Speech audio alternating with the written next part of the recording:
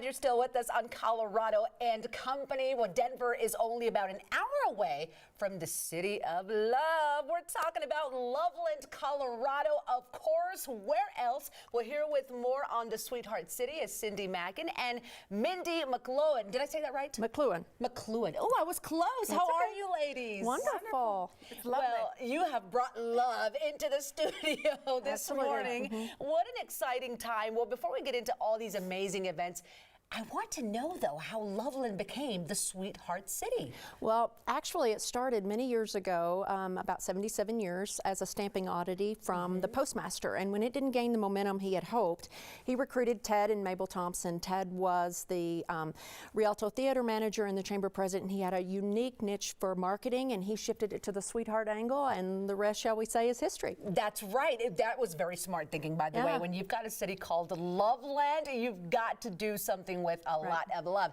Now, this has been a Valentine's Day tradition for many years, but for people who may not know about this, tell us more about the stamping program. Okay. And you were just telling me it's the biggest one in the world. It is the largest program of its kind in the world. People send their mail, their Valentines, into Loveland, and then the mail is pulled out and then hand stamped with a cachet and a postmark, and then it goes on to the loved one from there. And we've covered 110 different countries and 50 different states over the years. That is amazing. How many cards go through the program each year, and has it continued to grow? Yeah, well, actually, in its peak year, there was over 300,000 pieces of mail. And today, we range anywhere from 100 to 125,000 pieces of mail. Really? Now, that takes a team, I'm sure. Absolutely. How many people are all come together to get this done? You know, COVID shifted that for us. It used to be 50 of our senior stampers in the room, and after COVID, we had to condense. We learned how to do more with less. And so we have several different rooms set up, and we have 10 stampers at a time working on shifts, and we have businesses sponsor, and so their employees get to be involved. Oh, how fun. So it's an entire community-wide event. And we start stamping this coming Monday, the 30th. The 30th, so it's coming up. This is something really unique that everyone can jump on board and do. And look, if you want love on Valentine's Day, head on over to Loveland, because you've got other things planned for that special day. Yeah, absolutely. What else is happening? We sure do. There's so many things happening. In addition to the stamping starting on the 30th, we have a lot of events coming up. Okay, tell me about those. There's Loveland Lights at the Chipungu Sculpture Park, where we have Winter Wonder Lights, and now we decorate the whole thing with red and pink and hearts and all of those things. And then we also have the Sweetheart Festival coming up, which is on February 10th and 11th in our downtown. It's our 5th year of doing that.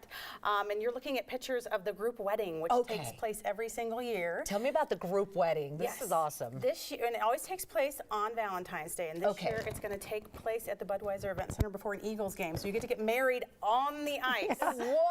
I have voluntold my husband that he's going to be there this year with me. You know, really? So, Yes. You know, That's but you get to get fun. married on the ice before an Eagles game. It's a beautiful ceremony, and it's just a fun, different way. They've had up to 50 couples doing this at a time. You get married in Loveland on Valentine's Day, and there's a sweetheart game. So many different things going on.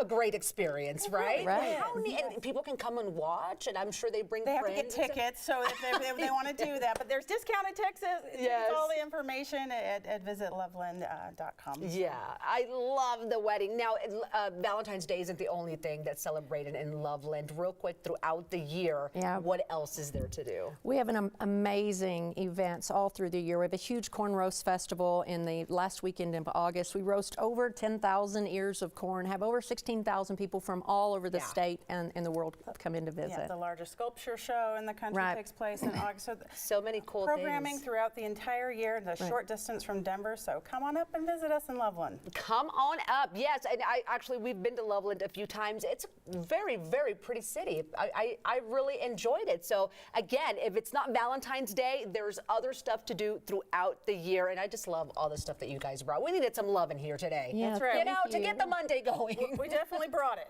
Yes, ladies, thank you so much. Mindy and Cindy, by the way. Oh, so cute. Thank you. Thank you for having us. Absolutely. We're going to have you guys back before Valentine's Day, I'm sure. Well, feel the love and head on up to Loveland this Valentine's Day. For a full list of events, just go to visitloveland.com.